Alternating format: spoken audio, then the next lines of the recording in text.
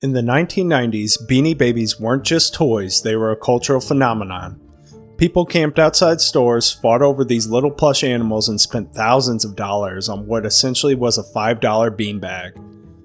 But behind these cute little faces of these stuffed animals was a story of greed, manipulation, and one man's obsession with perfection. A toy empire built on beans, a billionaire with a secret, and a bubble that burst in spectacular fashion. Welcome to Brandstalgia, a channel that covers the history of nostalgic brands and the controversies surrounding them. This is the story of Beanie Babies, the rise, the fall, and the scandal that rocked the toy world. I started buying a few for my grandkids because I thought they were so cute. And then I got hooked. That's it. I just have to have them. Yeah. Let's rewind to 1993. Ty Warner, a college dropout and former toy salesman, introduced the world to Beanie Babies. Beanie Babies, Beanie Baby, Beanie Babies, Beanie Baby, Beanie Babies. These weren't your average stuffed animals. They were small, floppy, and filled with plastic pellets that gave them a unique and posable feel. But what really set them apart was Warner's ingenious and some might say ruthless marketing strategy. Ty Warner didn't just sell toys, he sold exclusivity and obsession. First, he created scarcity by deliberately underproducing certain Beanie Babies. Store owners were restricted to small shipments, meaning shelves were often empty and collectors went wild trying to hunt them down. Collectors often turned to third-party sellers that would buy the inventory and sell them for more than what they were worth, otherwise known as scalpers. We aren't a big fan of scalpers around here. Feel free to let us know how you feel about scalpers in the comments below. People were going as far as even stitching their own counterfeit Beanie Babies. Then came one of Ty Warner's most ingenious moves, Beanie Baby retirements. Blackie and Cubby are retired, but we're going to go ahead and put them in this package, and we're going to let this run one more time. Warner would suddenly discontinue certain Beanie Babies, framing it as a once-in-a-lifetime opportunity for collectors to grab these valuable items before they disappeared forever. But that wasn't all. Warner also capitalized on what we now call FOMO, fear of missing out. Each Beanie Baby came with its own unique name, birthday, and little rhyming poem on its heart-shaped tag, making it feel more like a personality than a product. Add to that limited availability of specific designs in certain regions and you had a perfect recipe for mass hysteria, convincing all these collectors that these $5 toys would fund their kids' college tuition. One of the first examples of this action was Peanut the Royal Blue Elephant. Released in 1995, Peanut was originally intended to be light blue in color, but a manufacturing error led to a small batch being produced in a darker royal blue. Instead of scrapping the misprint, Warner decided to lean into the exclusivity.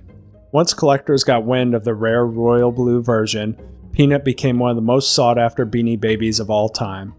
At the height of the Beanie Baby craze, people were paying upwards of $5,000 for a single royal blue Peanut. About $10,000 in today's money, adjusted for inflation of course.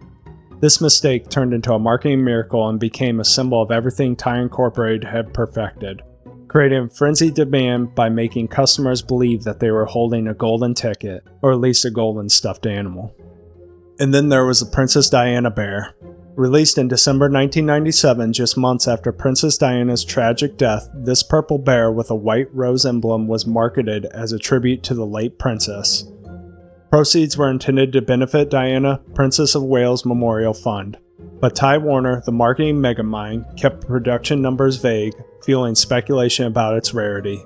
Some collectors were willing to pay thousands of dollars for what they believed was a rare piece of history. Other rare Beanie Babies included Valentino the bear, known for its tag error and unique stitching. Then there's the elusive employee bear, given exclusively to Ty Incorporated employees, making one of the rarest Beanie Babies ever produced. But the peak of Beanie Baby mania wasn't just in toy stores. First I got Pinky, then I got Pinky. I got Pinky and Patty in the same week. What, Vanessa catch something? Teeny Beanie Baby-itis. Now at McDonald's, your kids can get teeny Beanie Babies in a Happy Meal. Real Ty Beanie Babies in a mini size. In 1997, Ty Incorporated partnered with McDonald's to launch one of the most legendary fast food promotions in history, Teeny Beanies. These miniature versions of beloved Beanie Babies were included in Happy Meals, and the result was absolute chaos. Families rushed to McDonald's locations not for the burgers, but for the toys. In the first 2 weeks of the promotion, McDonald's sold over 100 million teeny beanies. Yes, 100 million. Crowds lined up outside of restaurants, fights broke out over the toys, and some locations even ran out within hours. The promotion was a stroke of marketing genius, pairing the ubiquity of McDonald's with the exclusivity of Beanie Babies. Teeny Beanies were an overwhelming success. But behind the scenes, things weren't so cute and cuddly. Ty Warner was a perfectionist to the point of obsession. Former employees described him as controlling and secretive. He was known for micromanaging even the smallest details, from the design of the toys to the marketing strategies.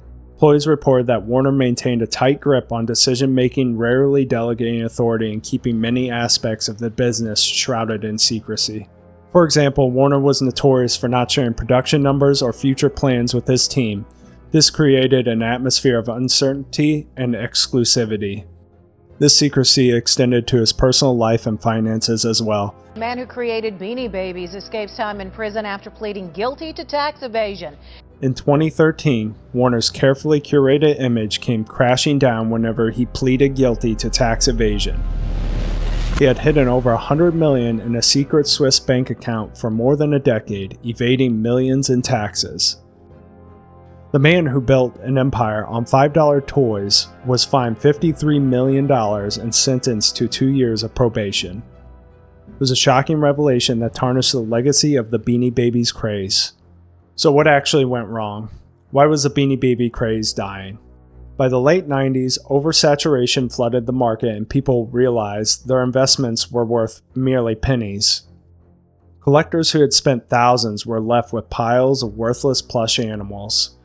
The secondary market collapsed, and Ty Incorporated announced the end of Beanie Babies in 1999 as sales plummeted. But even that was a marketing ploy. Warner brought them back just a year later. But by this time, the brand could never catch the eyes of collectors as it did before. And yet, Ty Incorporated didn't fade into obscurity. In recent years, the company has reinvented itself with a new toy line that blended nostalgia with modern trends. 2009, Ty introduced Beanie Boos, a line of plush toys with oversized glittery eyes that quickly became a hit with the kids and collectors alike. Then came Teeny Ty's stackable mini plush toys, and most recently Beanie Bouncers, launched in 2024. These innovative plush toys combine the softness of Beanie Babies with the bounciness of a ball, creating a whole new category of collectible playthings. Ty Warner, now in his 80s, remains at the helm of the company, overseeing its evolution and ensuring that Ty Incorporated stays relevant in an ever-changing toy market.